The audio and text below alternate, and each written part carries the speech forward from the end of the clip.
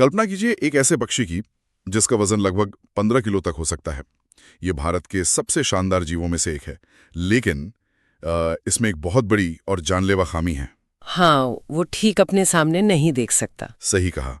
और इसी एक खामी की वजह से हमारे हाईटेक भारत का पावर ग्रिड इस पक्षी के लिए एक बहुत बड़ा कब्रिस्तान बनता जा रहा है। एक तरफ हमारी तेजी से बढ़ती इकोनॉमी और विकास की भूख है, तो दूसरी तरफ हमारे पर्यावरण की कीमत। आज हम इसी टकराव को डिकोड करने वाले हैं। बिल्कुल।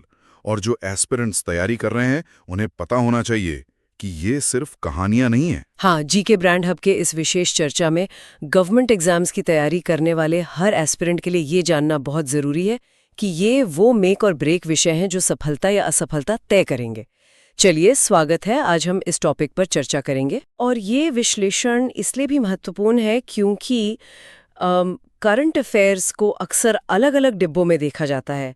इकोनॉमी अलग, साइंस अलग और एनवायरनमेंट बिल्कुल अलग। बिल्कुल। लेकिन असल में ये सब एक ही बड़ी मशीन के पुर्जे हैं। एग्जैक्टली। इस मशीन को समझे बिना सिर्फ फैक्ट्स को रटना किसी भूल भुलैया में बिना नक्शे के घूमने जैसा है। तो आज का हमारा मिशन स्पष्ट है। Governance, economy, science, environment, health और स्पोर्ट्स से जुड़े करंट अफेयर्स 2026 के मास्टर कैप्सूल को पूरी तरह से डिकोड करना। एकदम सही। और हम सिर्फ क्या हुआ इस पर बात नहीं करेंगे, बल्कि क्यों और कैसे हुआ इसकी गहराई में जाएंगे। राइट। तो जो भी इस डीप डाइव को सुन रहे हैं, इस चर्चा के दौरान जीके ब्रांड हब चैनल को लाइक और सब्सक्राइब जरूर करें। Okay, let's unpack this. शुरुआत करते हैं सीधे ग्लोबल स्टेज से। G20 शिखर सम्मेलन में जो सबसे ज्यादा गूंजने वाला विषय रहा वो था AI, यानी आर्टिफिशियल इंटेलिजेंस। हाँ, AI पर तो पूरी दुनिया में चर्चा हो रही है। बिल्कुल। दुनिया भर की बड़ी बड़ी टेक कंपनियां ट्रिलियंस ऑफ डॉलर्स खर्च कर रही हैं, अपने एक्सक्लूसिव मॉडल्स बना रही हैं। उनका पूरा फोकस फाइनेंस सेंट्रिक है, यानी ज्यादा से ज्यादा मुनाफा कमाना। लेकिन भारत का विजन इससे बिल्कुल उलट है। What's fascinating here is कि भारत ने एक बहुत ही साहसिक और लॉन्ग टर्म स्ट्रैटेजी चुनी है। भारत का स्पष्ट रुख है कि AI का विकास ह्यूमन सेंट्रिक यानी मानव केंद्रित होना चाहिए। अच्छा, तो मतलब इंसानों को ध्यान में रखकर। हाँ, इसका मतलब ये है कि हम टेक्निक को कुछ मुट्ठी भर कॉर्पोरेशंस के एकाधिकार या मोनोपोली में जाने से रोकें। भारत ओपन सोर्स AI की वकालत कर रहा है।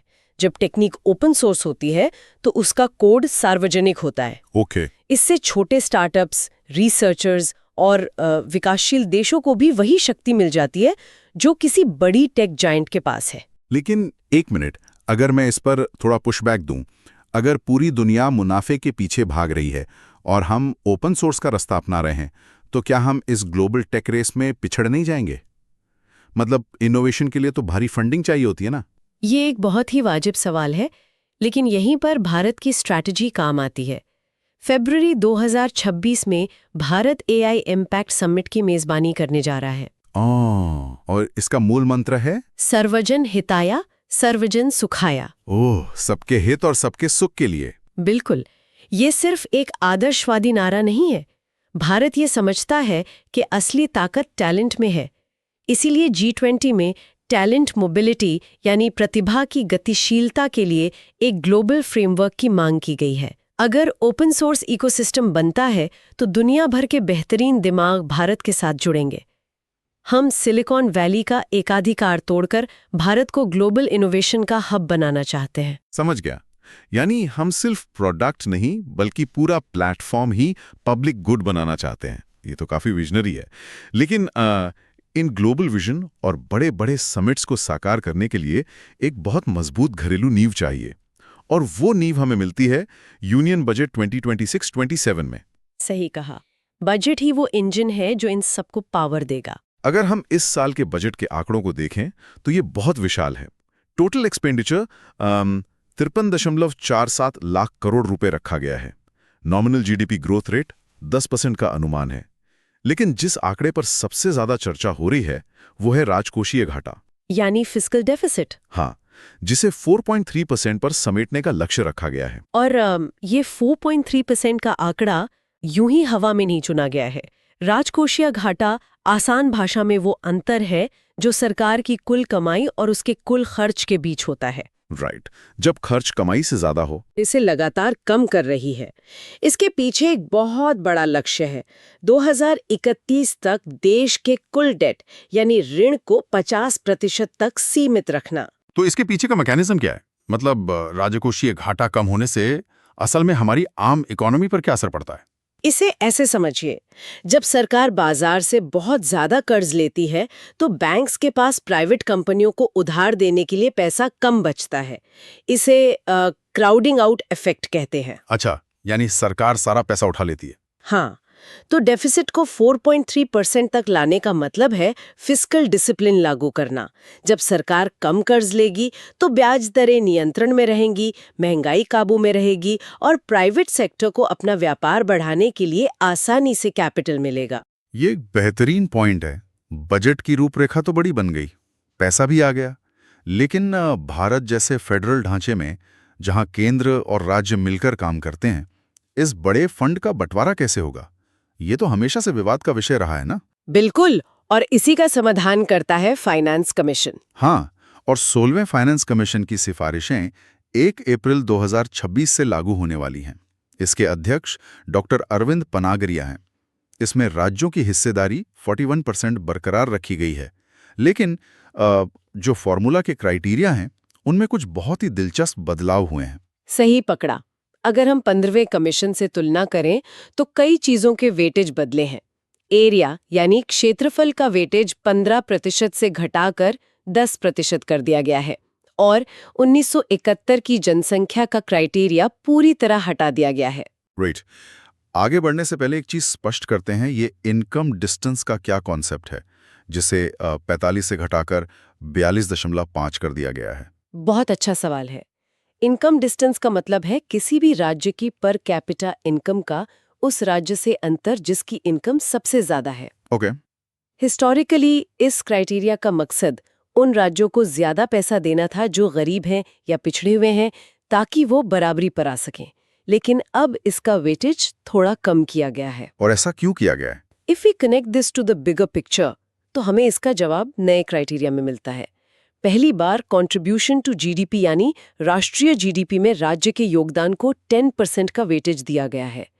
ये एक बहुत बड़ा पैराडाइम शिफ्ट है। ओह, तो ये एक तरह से नीड बेस्ड अलाउंस से हटकर परफॉर्मेंस बेस्ड बोनस की तरफ जाना हो गया।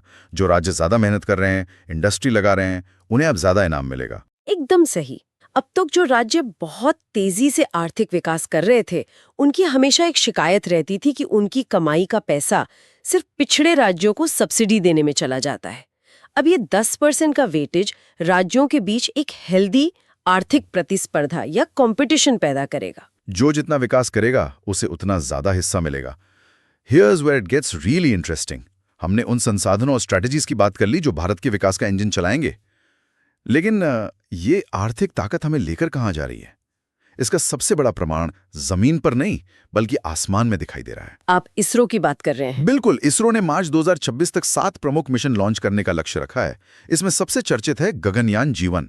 ये भारत के ह्यूमन स्पेस फ्लाइट प्रोग्राम की पहली टेस्ट फ्लाइट होगी जो कि पूरी तरह से अनक्रूड यानी मानव रहित होगी। गगनयान तो ऐतिहासिक है ये, लेकिन इसरो का जो विजन 50 है वो हमारी इकोनॉमी की चर्चा से सीधा जुड़ता है। विजन 50 के तहत इसरो ने अगले 5 वर्षों में 50 रॉकेट लॉन्च करने का लक्ष्य रखा है। 5 साल में 50 रॉकेट्स? हाँ, और इसमें सबसे बड़ा फोकस कमर्शियल लॉन्च पर है। हाल ही में LVM-3M5 रॉकेट द्वारा 4410 किलोग्राम के भारी भरकम संचार उपग्रह CMS-03 का सफल प्रक्षेपण किया गया। वेट, एक मिनट। 4410 किलो? मतलब ये तो एक छोटे ट्रक जितना वजन हो गया। लेकिन ये वजन इतना मायने क्यों रखता है? ये इसलिए मायने रखता है क्योंकि दुनिया में 4000 किलो से ऊपर के सैटेलाइट्स को अंतरिक्ष में भेजने की क्षमता बहुत कम देशों के पास है। अब तक इस हैवी लिफ्ट मार्केट में SpaceX और एरियन स्पेस जैसी कंपनियों का ही एकाधिकार था। अच्छा, तो हम अब उनके लेवल पर खेल रहे हैं। बिल्कुल। इस सफल लॉन्च के साथ भारत अब दुनिया के उन बड़े देशों की कतार में खड़ा हो गया है जो भारी कमर्शियल सैटेलाइट्स लॉन्च कर सकते हैं। इससे देश में भारी मात्रा में फॉरेन एक्सचेंज यानी विदेशी मुद्रा आएगी। आगामी फ्लीट में एक LVM-3 कमर्शियल लॉन्च, 3 PSLV उड़ानें, एक PSLV N1 और एक GSLV F-17 मिशन शामिल हैं। तो जिस ओपन सोर्स और आत्मनिर्भरता की हम बात कर रहे थे, वो यहाँ अंतरिक्ष में सच होती दिख रही है। अब आसमान की गहराइयों को नापने के बाद हमारी नज़र हमारी अपनी जमीन पर होनी चाहिए। हमारी तकनीक हमारी बायोडायवर्सिटी को बचाने के भी काम आ रही है। सही कहा, क्योंकि डेवलपमेंट के साथ एनवायरनमेंट भी तो जरूरी है। हाँ, भारत में आर्द्रभूमि या वेटलैंड्स की संख्या लगातार बढ़ रही है। 2 नए रामसर स्थल घोषित किए गए हैं, उत्तर प्रदेश का पटना पक्षी अभयारण्य और गुजरात के कुछ में छरीधांड। इसी के साथ भारत में रामसर स्थलों की कुल संख्या अब 98 हो गई है। वहीं इकोसिस्टम्स को मॉनिटर करने के लिए तकनीक का जो बेहतरीन इस्तेमाल हो रहा है, वो वाकई हैरान करने वाला है। चिलिका झील पक्षी जनगणना 2026 इसका एक बहुत अच्छा उदाहरण है। हाँ, वहाँ पक्षियों की गिनती के लिए पहली बार ड्रोन्स का इस्तेमाल हुआ है, लेकिन इंसान भी तो दूरबीन से गिन ही रहे थे सालों से। इसमें ड्रोन ने ऐसा क्या खास कर दिया? इंसानी आंखों से जब इतने विशाल क्षेत्र में फैले लाखों पक्षियों को गिना जाता है, तो अक्सर डबल काउंटिंग हो जाती है या कई इलाके छूट जाते हैं। ये तो है। ड्रोन्स में थर्मल इमेजिंग और एरियल मैपिंग का इस्तेमाल होता है। इससे डेटा में बहुत सटीकता यानी एक्यूरेसी आती है। इस साल 196 प्रजातियों के कुल 11.32 लाख पक्षी दर्ज किए गए हैं। जब डेटा सटीक होता है तो संरक्षण नीतियां भी सटीक बनती हैं। लेकिन नीतियां चाहे जितनी सटीक हों, विकास और प्रकृति के बीच का टकराव अक्सर बहुत क्रूर होता है, जैसा कि हमने बिल्कुल शुरुआत में जिक्र किया था, ग्रेट इंडियन बस्टर्ड यानी GIB का। हाँ, वो एक बहुत ही गंभीर रूप से संकटग्रस्त प्रजाति है। और इनका सबसे बड़ा दुश्मन कोई शिकारी नहीं है, बल्कि हमारी हाई टेंशन पावर लाइंस हैं, जिनसे टकराकर इनकी मौत हो रही है। ये वही द्वंद्व है, ऊर्जा बनाम पारिस्थितिकी, एनर्जी वर्सेस इकोलॉजी। GIB भारी पक्षी होते हैं और उनकी फ्रंटल विजन यानी सामने देखने की दृष्टि बहुत कमजोर होती है। तो उन्हें तार दिखते ही नहीं है। जब वो उड़ान भरते हैं तो उन्हें सामने के तार तब तक दिखाई नहीं देते जब तक बहुत देर ना हो चुकी हो। वो मुड़ नहीं पाते और तारों से टकरा जाते हैं। ओह, ये तो बहुत दुखद है। तो क्या इसका कोई समाधान निकाला गया है? क्योंकि एक तरफ हम 10% विकास दर की बात कर रहे हैं, जिसके लिए भारी मात्रा में बिजली चाहिए, और दूसरी तरफ हमें इस पक्षी को भी बचाना है। इसी द्वंद्व को सुलझाने के लिए सुप्रीम कोर्ट ने एक ऐतिहासिक और सख्त निर्णय दिया है। कोर्ट ने एक जोन बेस्ड अप्रोच अपनाया है। राजस्थान और गुजरात में GIB के प्रायोरिटी एरियाज तय किए गए हैं और सबसे बड़ा निर्देश ये है कि 2028 तक इन क्षेत्रों में मौजूदा पावर लाइंस को अनिवार्य रूप से अंडरग्राउंड करना होगा। वेट, 2028 तक? ये तो एक बहुत ही बड़ा इंफ्रास्ट्रक्चरल बदलाव है। हजारों किलोमीटर के तारों को जमीन के नीचे डालना तो बेहद खर्चीला होगा। बिल्कुल खर्चीला होगा। और यहीं पर हमारी वो पुरानी चर्चा जुड़ती है।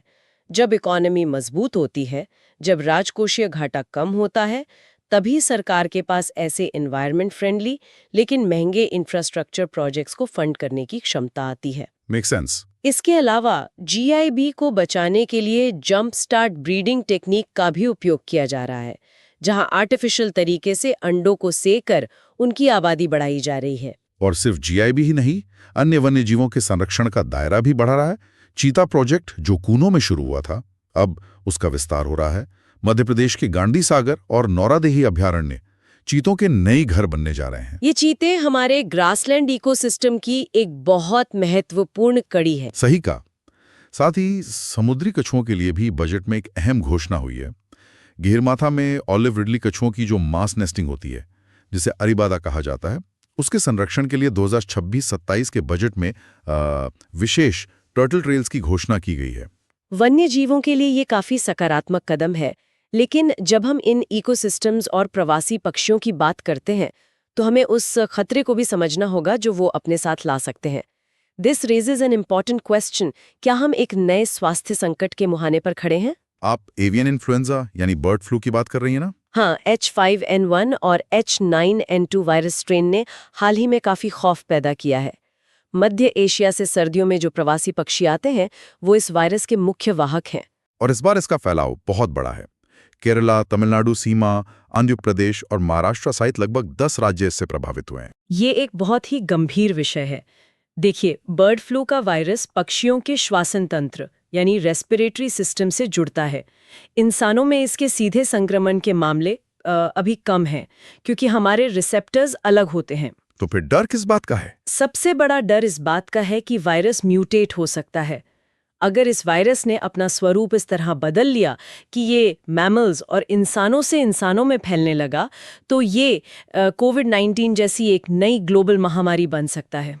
ओ, तभी सरकार ने इतनी एग्रेसिव अप्रोच अपनाई है। पोल्ट्री इंडस्ट्रीज में जहां भी संक्रमण पाया जा रहा है वहां कलिंग की जा रही है, यानी संक्रमित पक्षियों को वैज्ञानिक तरीके से नष्ट किया जा रहा है ताकि चेन टूट सके। और किसानों को इस नुकसान से बचाने के लिए सरकार 120 रुपए प्रति किलो का मुआवजा भी दे रही है। राइट। ये जानना हर एस्पिरेंट और आम नागरिक के लिए जरूरी है कि इसके लक्षण क्या हैं। सामान्य फ्लू जैसे लक्षणों के अलावा इसमें वायरल कंजंक्टिवाइटिस यानी आंखें लाल होना, सूखी खांसी और तेज बुखार होता है। गंभीर मामलों में ये ARDS यानी एक्यूट रेस्पिरेटरी डिस्ट्रेस सिंड्रोम और न्यूमोनिया का रूप ले लेता है, जो जानलेवा हो सकता है। तो ऐसे में बचाव का मैकेनिज्म क्या है? बचाव बहुत ही वैज्ञानिक और व्यवहारिक है। सबसे पहले पोल्ट्री प्रोडक्ट्स को 74 डिग्री सेल्सियस के इंटरनल टेम्परेचर तक पकाना चाहिए। इस तापमान पर वायरस का प्रोटीन स्ट्रक्चर टूट जाता है और वो नष्ट हो जाता है। और जो लोग इन्फेक्टेड एरियाज में काम कर रहे हैं उनके लिए N95 मास्क पहनना अनिवार्य है। बिल्कुल। और सबसे बड़ी बात, अगर संक्रमण हो जाए तो लक्षण दिखने के 48 घंटों के भीतर ओसेल्टामिविर, जिसे टैमीफ्लू भी कहते हैं, ये एंटीवायरल दवा बहुत कारगर साबित होती है। जानकारी ही सबसे बड़ा बचाव है। चलिए बीमारियों और महामारियों के इस तनावपूर्ण विषय से निकलकर एक अलग तरह के तनाव की ओर चलते हैं जो खेल के मैदान पर दिखा। क्रिकेट की बात कर रही हैं आप? वहां तो एक ऐसा नतीजा आया है जिसने कई समीकरण बदल दिए हैं। हाँ, मैं भारत और न्यूजीलैंड के बीच हुई ODI सीरीज की बात कर रही हूँ, जहां न्यूजीलैंड ने भारत को 2-1 से हरा दिया। और ये कोई आम हार नहीं है। भारत को उसी के घर में हराना दुनिया की किसी भी टीम के लिए लोहे के चने चबाने जैसा होता है। बिल्कुल। अगर हम स्टैट्स के नजरिए से देखें तो ये एक ऐतिहासिक क्षण है। ये भारत की धरती पर न्यूजीलैंड की पहली बायलैटरल ODI सीरीज जीत है। निर्णायक और अंतिम मुकाबले में उन्होंने भारत को 41 रनों से शिकस्त दी। ये दिखाता है कि खेल के मैदान पर कोई भी एकाधिकार स्थायी नहीं होता। So what does this all mean? हमने G20 के मंच से लेकर बजट के आंकड़ों, अंतरिक्ष पक्षियों, हेल्थ क्राइसिस और क्रिकेट तक का सफर तय किया। अब समय है इन सभी बिंदुओं को एक साथ जोड़ने का। जो भी एस्पिरेंट्स हमें सुन रहे हैं, इस चर्चा को अपने दिमाग में एक नक्शे की तरह बिठा लें। याद दिला दूं कि GK ब्रांड हब को सब्सक्राइब जरूर कर लें। Let's do a quick revision. अगर हम 2026 के इस पूरे परिदृश्य को एक साथ रखकर देखें तो एक बहुत ही दिलचस्प टाइमलाइन उभर कर आती है।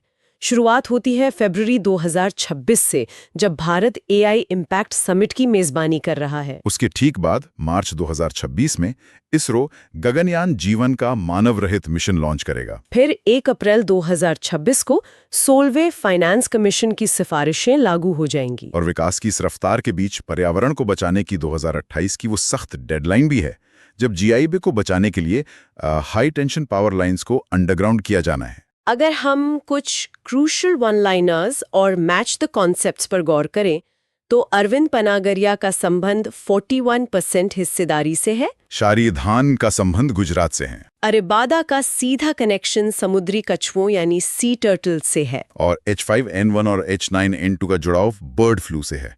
साथ ही 10% वेटेज अब GDP कंट्रीब्यूशन को मिल गया है और चिल्का में गिनती के लिए ड्रोन्स का इस्तेमाल हुआ है। ये सारे फैक्ट्स एक दूसरे से जुड़े हुए हैं। राजकोषीय घाटा 4.3% पर सीमित है, जो इन सभी बड़े प्रोजेक्ट्स और लगभग 53.5 लाख करोड़ के विशाल बजट को एक स्थिरता प्रदान कर रहा है। बेहतरीन। इस पूरे विश्लेषण ने करंट अफेयर्स के उस विशाल सिलेबस को एक स्पष्ट ढांचे में ढाल दिया है। आज हमने सिर्फ क्या हुआ ये नहीं जाना, बल्कि इसके पीछे का विज्ञान और अर्थशास्त्र भी समझा कि निरंतर रिवीजन ही सफलता की आखिरी कुंजी है। इस विषय पर और भी गहरी पकड़ बनाने के लिए आप इस मास्टर कैप्सूल के विस्तृत PDF सोर्स को डाउनलोड कर सकते हैं। लिंक और बाकी डिटेल्स डिस्क्रिप्शन में मिल जाएंगी। और अपनी तैयारी को धारदार बनाए रखने के लिए GK ब्रांड हब चैनल को लाइक और सब्सक्राइब जरूर करें। हम आगे भी ऐसे ही महत्वपूर्ण विषयों का गहन विश्लेषण लेकर आते रहेंगे। आज की इस पूरी चर्चा को समेटते हुए मैं सभी के मन में एक विचार छोड़कर जाना चाहती हूँ। जरा इस विरोधाभास पर गौर कीजिएगा। आज हमने देखा कि एक तरफ पृथ्वी पर हमारा विजन ह्यूमन सेंट्रिक एआई की ओर बढ़ रहा है।